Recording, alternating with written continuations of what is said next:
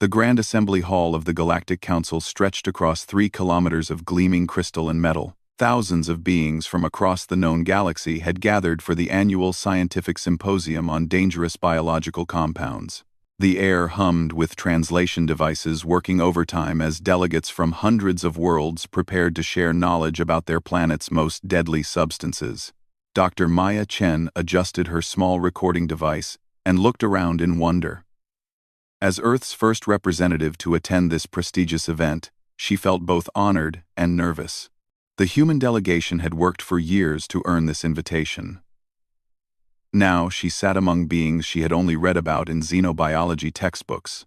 To her left, a towering crystalline being reflected rainbow patterns across the walls. Its body looked like living diamond. Beautiful, but completely alien. To her right, a group of aquatic Fenari floated in mobile water tanks, their tentacles gracefully moving through the liquid.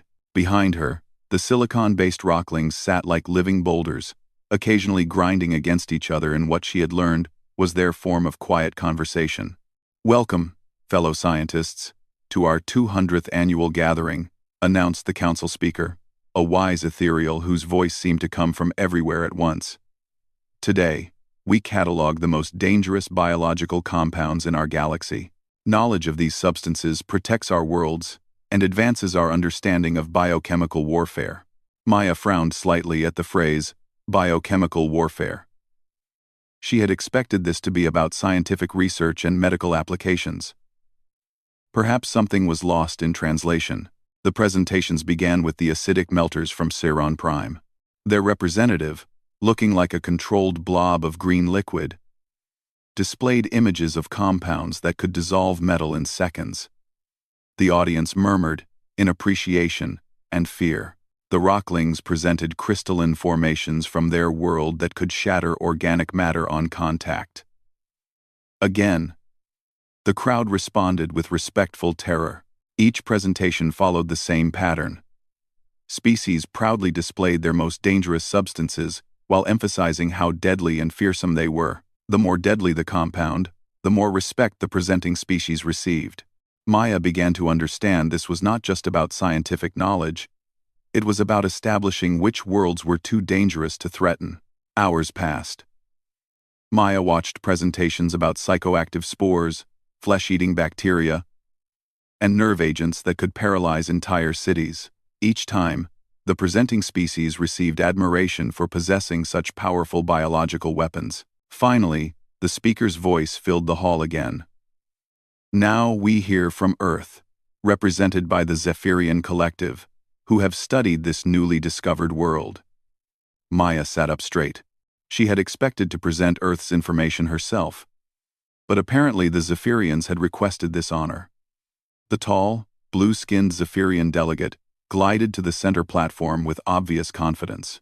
"Fellow beings," the Zephyrian began, "today I present the most terrifying biological arsenal yet discovered. The death world called Earth contains creatures so venomous, so absolutely deadly, that they defy belief." Maya's eyes widened. Death world? That seemed like an extreme description of her peaceful home planet. The Zephyrian activated a holographic display. "Behold the king cobra, whose single bite contains enough neurotoxin to eliminate 50 adult beings. The venom attacks the nervous system, causing paralysis and death within hours."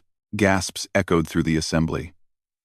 Maya watched the hologram show a cobra striking, its fangs dripping with venom. The presentation made it look like a monster from nightmares. "But wait," the Zephyrian continued dramatically. "There exists something even more deadly. The box jellyfish, whose tentacles carry enough poison to destroy 60 beings in minutes. Contact with its toxins causes excruciating pain before inevitable death."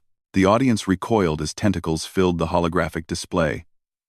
Stretching across the platform like reaching fingers of doom, Maya had seen box jellyfish before during her marine biology studies, but never presented like this.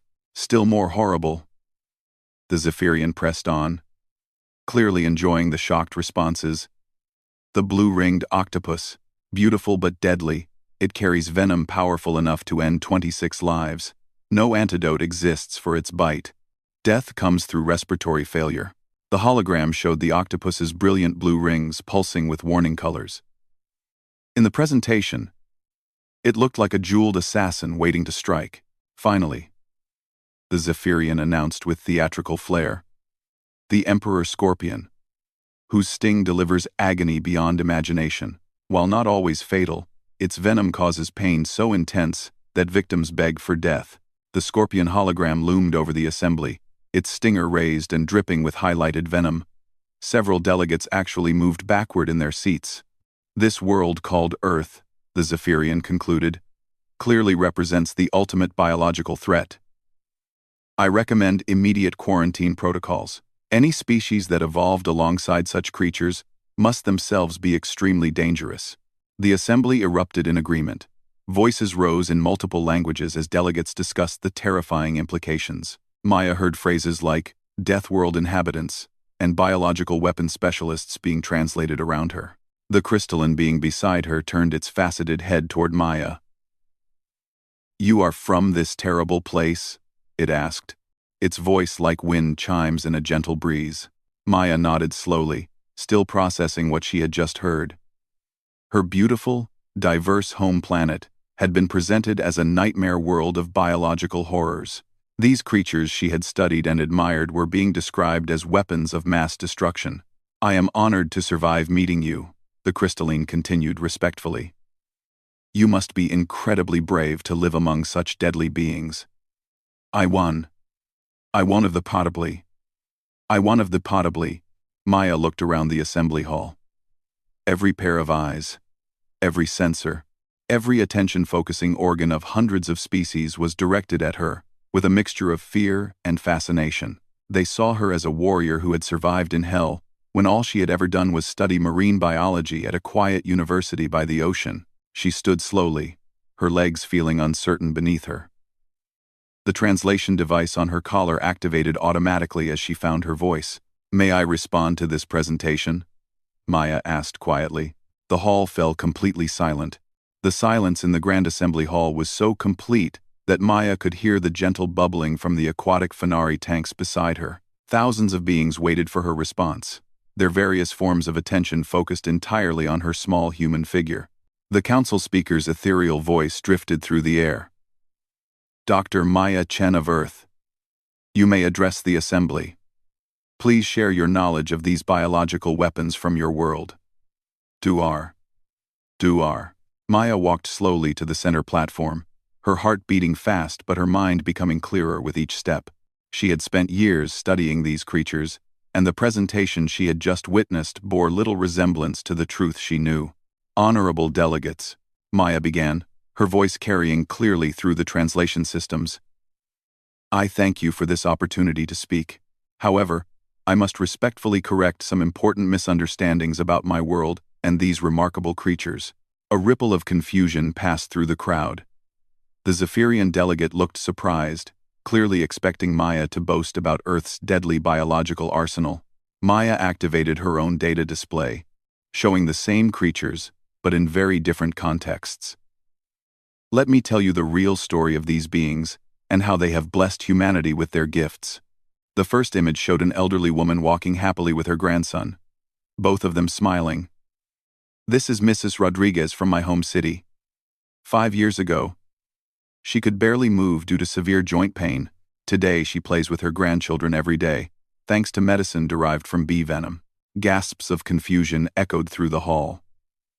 The crystalline being beside Maya's seat leaned forward with obvious interest. "Bee venom," Maya continued, "contains compounds called melittin and adolapin. Instead of fearing these substances, human scientists learn to purify and use them. They reduce inflammation and pain in ways our artificial medicines cannot match. Mrs. Rodriguez receives tiny, carefully measured doses that heal instead of harm." Maya changed the display to show a research laboratory where scientists worked calmly alongside various creatures. The king cobra, which was described as a terrible killer, has actually saved more human lives than almost any other creature on Earth. The audience watched in amazement as the hologram showed researchers carefully collecting venom from cobras in safe, respectful environments. The snakes appeared calm and well cared for, nothing like the monsters from the previous presentation. Cobra venom contains powerful compounds that block pain signals in the nervous system, Maya explained. Human doctors use medicines based on cobra venom to help people with chronic pain, cancer patients, and those recovering from major surgery. One compound, derived from cobra venom, is 1,000 times more effective than our strongest artificial painkillers. The ethereal council speaker's voice carried notes of wonder. You use these deadly substances as medicine? Not deadly, Maya corrected gently. Powerful. There is a difference.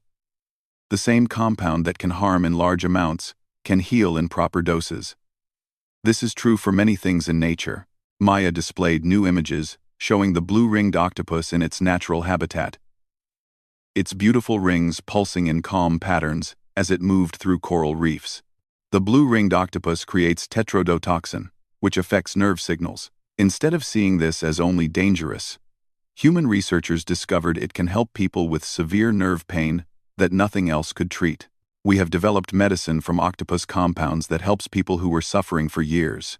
The rocklings ground together, and what Maya had learned was their expression of deep thought. One spoke in a voice like grinding stones. You partner with these creatures instead of destroying them?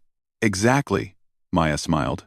We protect their environments and study them with great respect. The octopus, the cobra, the scorpion. They are our teachers, not our enemies. They have evolved amazing biochemistry over millions of years. Human scientists learn from them. Maya's next display showed the box jellyfish floating gracefully in clear blue water, its tentacles streaming like silk ribbons instead of deadly weapons. Box jellyfish venom contains proteins that affect heart rhythm and blood flow. This sounds dangerous, and it can be in wrong amounts. But human doctors have created heart medicines based on these proteins. They help people whose hearts beat too fast or too slow. Children born with heart problems can live normal lives because of what jellyfish taught us. A delegate from the silicon species raised a rocky appendage. Your species deliberately seeks out these dangerous creatures? We seek out teachers, Maya replied.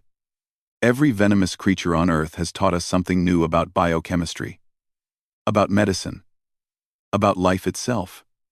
The emperor scorpion, for example, produces compounds that help us understand pain pathways in the nervous system.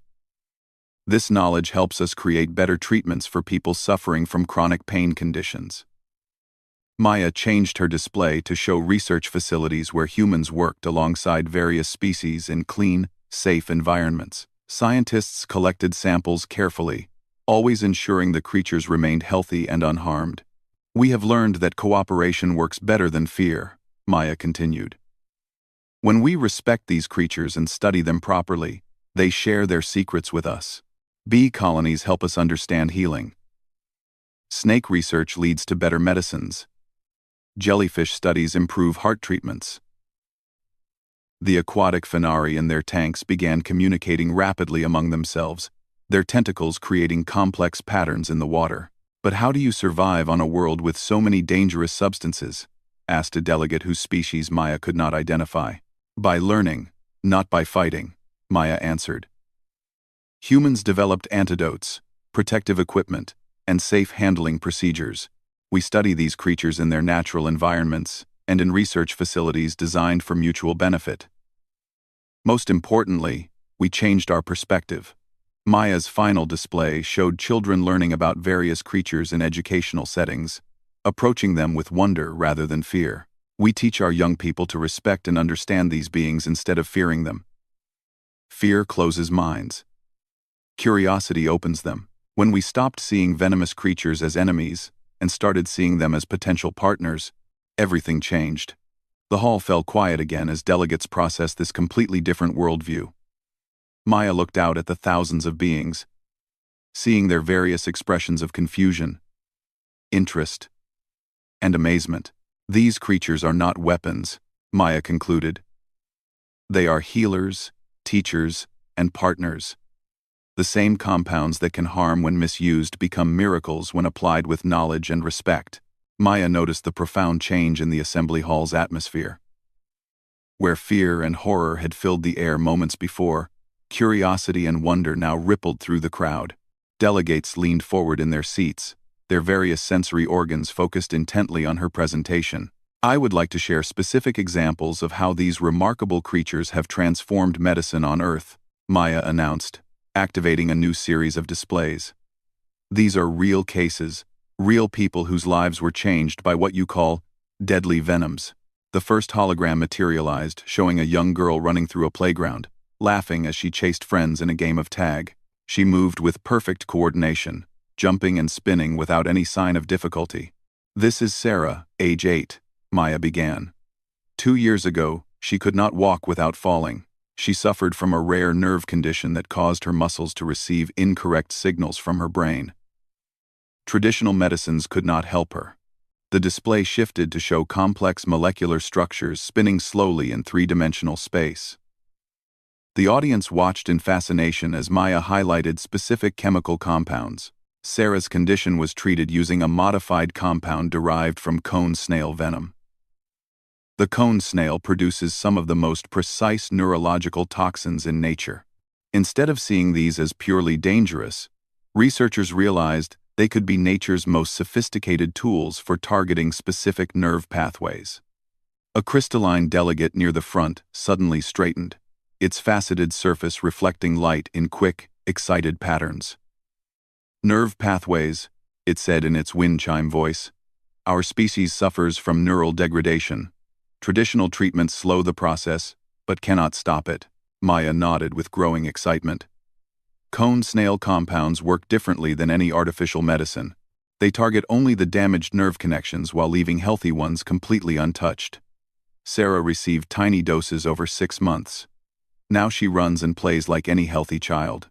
The hologram showed Sarah's treatment progression. From struggling to stand, to taking her first steady steps, to finally running freely. The transformation was remarkable and undeniable. "The precision is incredible," Maya continued. "Cone snail venom contains over 100 different compounds, each targeting different types of nerve receptors. Researchers can select exactly the right compound for each patient's specific condition. It is like having 100 different keys for 100 different locks." The crystalline delegate's patterns shifted to what Maya recognized as deep interest. Could such precision help with neural degradation? And, potentially yes, Maya replied. "We have seen success with similar degenerative conditions in humans. The key is understanding exactly which nerve pathways are affected and selecting the appropriate compound." Maya changed her display to show another case study. This time, an elderly man appeared, working carefully in a garden. His hands moved steadily as he planted flowers, showing no signs of tremor or weakness. "This is Dr. Patel, a retired surgeon," Maya explained. "He developed severe arthritis that ended his ability to perform surgery. The pain in his joints was so intense he could barely hold eating utensils." The molecular display showed different compounds now, these derived from various snake venoms. The structures were complex but beautifully symmetrical. Dr. Patel's treatment came from research on Russell's viper venom. This venom contains natural anti-inflammatory compounds that work differently than any artificially created medicine. Where traditional treatments only masked pain temporarily, the venom-derived medicine actually helped repair damaged joint tissue. Several delegates began taking notes rapidly. The concept of repair rather than just pain relief clearly captured their attention. "The treatment process took 1 year," Maya continued. "Dr. Patel received carefully measured doses of purified venom compounds. His body gradually healed the inflammation in his joints. Now he works in his garden every day and has even returned to performing simple surgical procedures as a volunteer." The aquatic Fenari began creating more complex patterns with their tentacles. One spoke through the translation system. "Our species experiences shell deterioration with age. Could venom compounds help repair our protective shells? 24 piece. 24-4. 24-4. That depends on the specific biochemistry involved," Maya answered thoughtfully. "But the principle of using natural compounds for targeted repair has worked across many different conditions in humans. Each species would need specific research, but the potential exists. Maya displayed her most compelling case next. A young woman appeared in the hologram, clearly pregnant and glowing with health. She moved gracefully despite her condition, showing no signs of discomfort. "This is Dr. Liu, a fellow researcher," Maya said with obvious affection. During her pregnancy, she developed a dangerous condition where her blood pressure became extremely high. Traditional treatments were not safe for her unborn child. The molecular display showed compounds derived from Brazilian pit viper venom, their structures highlighted against a dark background.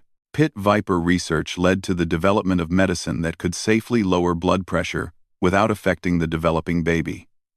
The venom compounds work by helping blood vessels relax naturally. Dr. Liu's treatment was successful, and both she and her baby remained perfectly healthy. The assembly hall filled with amazed murmurs. The idea that deadly venom could protect both mother and child challenged every assumption they had made about these substances. "The beautiful part," Maya added, "is that we discovered this entirely by accident." Researchers were studying how pit viper venom affects blood pressure. Hoping to understand how it works, they realized the mechanism could be helpful instead of harmful if applied correctly. Maya paused, looking out at the engaged faces around her. "This happens repeatedly in our research. We approach these creatures with respect and curiosity instead of fear. They teach us things we never expected to learn." She activated one final display showing a research station where humans worked alongside various venomous creatures. The facility looked peaceful and organized. Scientists moved calmly among enclosures containing snakes, spiders, scorpions, and marine creatures. "We call this the Venom Research Institute," Maya explained. "Here, we study over 200 different venomous species. Each creature is treated as a valued research partner. They live in environments designed to match their natural habitats. They are never harmed or stressed during sample collection." The display showed the careful process of venom collection. Scientists used protective equipment but worked gently, ensuring the creatures remained calm and healthy throughout the procedure. "In the past 5 years alone," Maya concluded, "research at this facility has led to 12 new medicines. These treatments help people with heart problems, nerve disorders, chronic pain, and blood circulation issues. Every single breakthrough came from learning to see these creatures as teachers rather than threats." The crystalline delegate stood slowly, its surface now reflecting patterns Maya had learned, indicated deep excitement. "Dr. Chen," it said formally, "would you be willing to discuss potential collaboration? Our neural degradation affects thousands of our people, and traditional treatments are failing." Maya smiled, realizing that everything was about to change. The energy in the Grand Assembly Hall had completely transformed. Where delegates had once sat in rigid rows, displaying their dangerous compounds like weapons of intimidation, they now clustered in animated discussion groups. Maya watched with amazement as centuries of fear-based thinking began to crumble around her. The crystalline delegate, who had introduced itself as Scholar Prismatic, remained near the central platform. Its faceted surface reflected rapid patterns of light that Maya was beginning to recognize as intense excitement mixed with hope. "Dr. Chen," Scholar Prismatic said, "you have fundamentally changed how we view dangerous substances. But I must ask, are you certain this approach could work for conditions affecting crystalline neural networks?" Maya pulled up her portable data display, showing detailed molecular structures. "Every species has unique biochemistry, but the principles remain the same. Cone snail compounds work by blocking specific calcium channels in nerve cells. If your neural degradation involves similar calcium channel dysfunction, there is real potential for treatment." Other delegates began gathering around their conversation. The aquatic Fenari floated closer in their mobile tanks, their tentacles creating excited patterns in the water. Behind them, several rocklings ground forward slowly, their stone-like bodies producing harmonic vibrations of interest. "Our deterioration begins in the primary cognitive crystals," Scholar Prismatic explained, projecting holographic images of its species' internal structure. The connections between crystal formations weaken over time. Eventually, we lose memories, processing ability, and consciousness itself. Maya studied the projections carefully. The calcium channel theory could definitely apply here. Crystal formation and maintenance often depend on precise calcium regulation. If cone snail compounds could stabilize those channels, they might prevent further deterioration and possibly reverse existing damage. A ripple of excitement passed through the growing crowd of delegates. The possibility of actually reversing neural degradation rather than just slowing it represented a revolutionary concept. One of the aquatic Fenari spoke up, its voice bubbling through the translation system. Dr. Chen, you have made us reconsider our own world substances. We have always feared our toxic algae blooms. They produce compounds that affect water chemistry and can harm marine life when concentrations become too high. Maya turned to face the aquatic delegate with interest. Tell me more about these compounds. What specific effects do they have? The algae create complex molecules that alter cellular membrane permeability, the Fenari explained. In high concentrations, they disrupt normal cellular function. We have always viewed them as environmental hazards to be controlled or eliminated. But controlled membrane permeability could be incredibly useful. Maya responded thoughtfully. Many diseases involve problems with how substances move across cell membranes. Your algae compounds might hold keys to treating conditions where cells cannot properly absorb nutrients or eliminate waste products. The Fenari delegates began communicating rapidly among themselves, their tentacles weaving intricate patterns of discussion. Maya could see the exact moment when their perspective shifted from fear to possibility. One of the rocklings rumbled forward, its voice like controlled landslides. Our world produces crystalline formations that secrete highly corrosive compounds. These substances can dissolve organic matter and even some metals. We have always considered them dangerous pollutants. Maya's eyes widened with excitement. Controlled dissolution could revolutionize medical treatment. Think about kidney stones, arterial blockages, or even certain types of tumors. Precisely applied corrosive compounds could remove harmful deposits without damaging healthy tissue. The rockling's harmonic vibrations shifted to what Maya was learning indicated deep contemplation. We never considered controlled application. Our approach has always been complete avoidance or total elimination. That's exactly the change in thinking that transformed human medicine, Maya explained. We stopped asking, how do we avoid this dangerous substance, and started asking, how do we safely harness its power for beneficial purposes? Scholar Prismatic's patterns brightened. This represents a fundamental shift in scientific philosophy. Instead of fearing nature's power, we learn to direct it constructively. However, not everyone in the assembly shared this growing enthusiasm. The tall Zephyrian delegate who had originally presented Earth's creatures as weapons pushed through the crowd, its blue features showing clear disapproval. This is dangerous thinking, the Zephyrian declared loudly. These substances evolved to cause harm. Attempting to use them for healing invites disaster. The human approach proves they are reckless and violence-prone, willing to play with deadly forces that should be avoided entirely. The growing excitement in the hall faltered slightly. Several delegates looked uncertain, torn between their traditional fear-based caution and the new possibilities Maya had presented. Maya faced the Zephyrian calmly. I understand your concern. Safety must always be the primary consideration, but consider this. Every major medical breakthrough in galactic history has come from understanding and carefully applying powerful natural forces. Reci. She activated a new display showing various medical achievements from different species. The ethereals developed their consciousness expansion therapy by studying psychoactive compounds from their homeworld's fungi. The silicon-based peoples created their mineral balance treatments using naturally occurring radioactive elements. Even your own species, the Zephyrians, developed atmospheric medicine by harnessing gas compounds that were originally toxic to your people. The Zephyrian delegate paused, clearly not expecting this historical perspective. Other delegates nodded in recognition of their own species' medical developments. The difference, Maya continued, is not whether we use powerful natural substances. The difference is whether we approach them with fear and avoidance, or with respect, caution, and scientific curiosity. Scholar Prismatic stepped forward, its crystalline form refracting light in supportive patterns. Dr. Chen speaks wisdom. Our people have suffered from neural degradation for thousands of years because we accepted it as inevitable. Perhaps inevitability was simply the result of limited thinking. The aquatic Fenari delegate added its voice. Our algae compounds have caused environmental problems because we only saw them as contaminants. If they could instead become medical resources, we could transform a planetary challenge into a galactic benefit.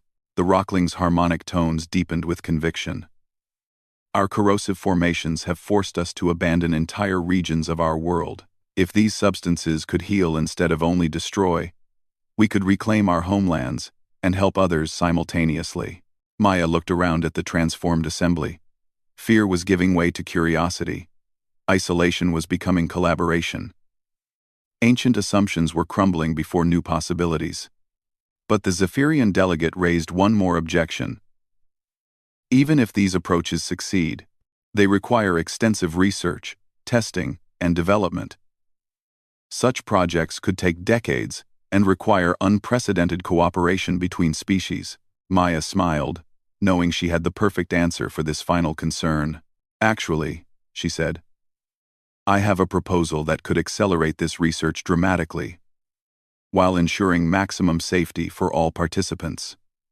Maya stood at the center of the Grand Assembly Hall, surrounded by thousands of beings whose worldviews had been fundamentally transformed in the span of hours. The atmosphere crackled with possibility as species that had viewed their own world's dangerous substances as curses began to see them as potential gifts to the galaxy. I propose the creation of the Symbiotic Research Initiative, Maya announced, her voice carrying clearly through the translation systems. A galaxy-wide collaborative program that would safely study dangerous biological compounds for beneficial medical applications. She activated her final presentation display, showing a detailed schematic of an orbital research station. The design incorporated architectural elements from dozens of different species, creating a truly universal facility.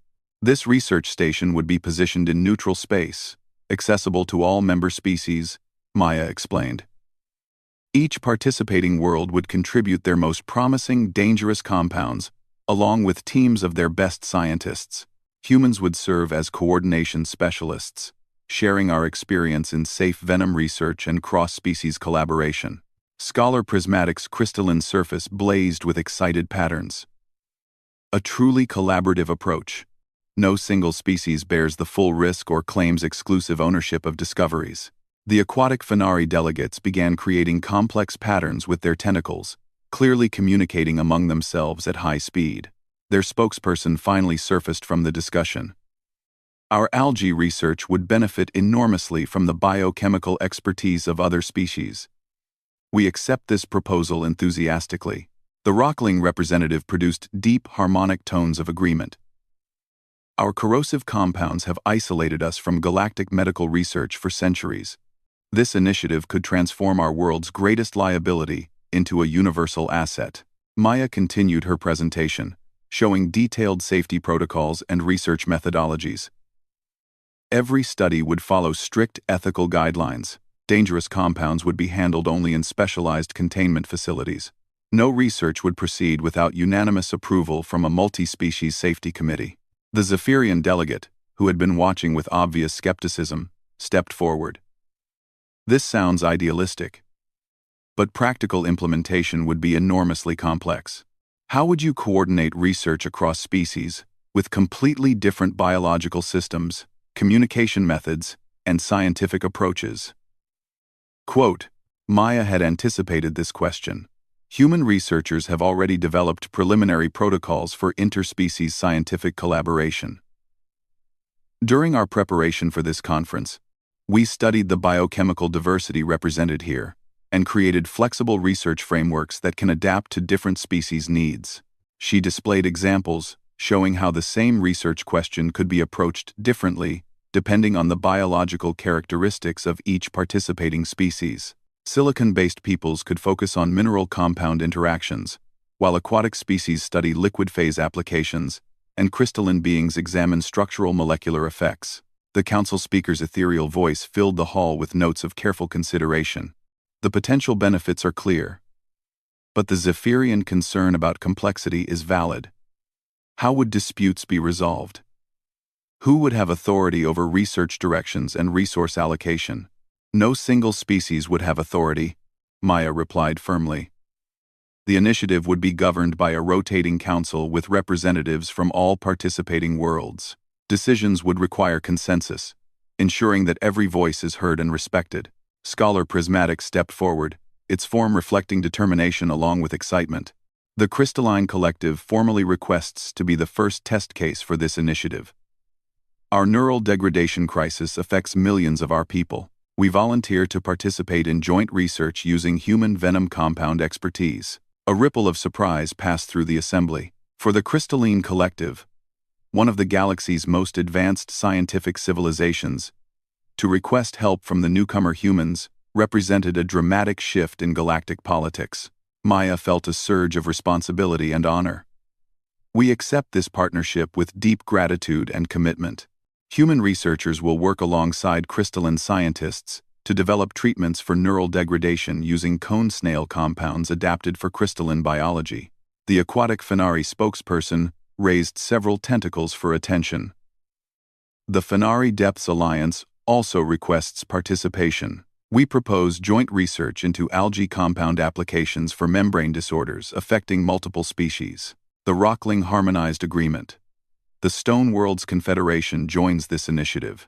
Our corrosive compounds may help species suffering from cellular debris accumulation and metabolic blockages. Maya watched in amazement as species after species stepped forward to volunteer for the research program. What had begun as a presentation defending Earth's creatures had evolved into the largest collaborative scientific initiative in galactic history. However, she noticed that some delegates remained silent, observing the proceedings with uncertainty. Maya addressed them directly. This initiative welcomes all levels of participation. Species can contribute compounds for study, provide research expertise, offer testing facilities, or simply observe the process. No world is required to share substances they consider too dangerous or culturally significant. A small, cautious delegate from a species Maya had not yet identified spoke up. Our world has phenomena that could be beneficial, but our people have cultural taboos against studying them. Could we participate as observers first, joining more actively later, if the initiative proves successful? Absolutely, Maya assured them. This initiative succeeds only if every species feels comfortable and respected. Cultural concerns and safety considerations will always take priority over research goals. The Zephyrian delegate, who had remained the primary voice of skepticism, finally stepped forward with obvious internal conflict. Despite my concerns about the complexity and risks involved, I cannot deny the potential benefits this initiative represents. The Zephyrian Collective will participate, but we insist on serving on the safety committee to ensure proper precautions are maintained. Maya smiled warmly. Your expertise in risk assessment and your commitment to safety would make you invaluable members of the safety committee. Different perspectives strengthen the entire program. The council speaker's voice rose above the excited discussions filling the hall. This proposal represents unprecedented cooperation and shared purpose. The Galactic Council will vote on formal approval for the Symbiotic Research Initiative at tomorrow's session. However, I believe I can safely predict overwhelming support for this revolutionary approach to scientific collaboration. Scholar Prismatic's patterns shifted to what Maya now recognized as deep gratitude. Dr. Chen, you have transformed how we see not only dangerous substances, but cooperation itself. You have shown us that our greatest challenges can become our greatest opportunities when we work together with wisdom and respect. A delegate from a gaseous species that Maya had barely noticed during the conference spoke up, their voice coming through atmospheric speakers. Our world produces volatile compounds that have made interstellar trade impossible. If these substances could become beneficial rather than just hazardous, our isolation could finally end. Maya's heart swelled with emotion as she realized the full impact of what was happening. The beauty of this initiative is that it transforms isolation into connection. Every world's unique dangers become the galaxy's shared solutions. The assembly hall erupted in a symphony of approval. Crystalline chimes, harmonized with rockling rumbles, aquatic bubbling blended with gaseous whispers, and hundreds of other species added their voices to the celebration. Maya looked around the vast hall, seeing hundreds of species that had arrived as competitors in a display of dangerous capabilities now planning collaborative research that could benefit the entire galaxy. Earth's venomous creatures had indeed proven their strength, not as weapons, but as teachers and healers. 6 months from today, Maya announced, the first symbiotic research station will begin construction.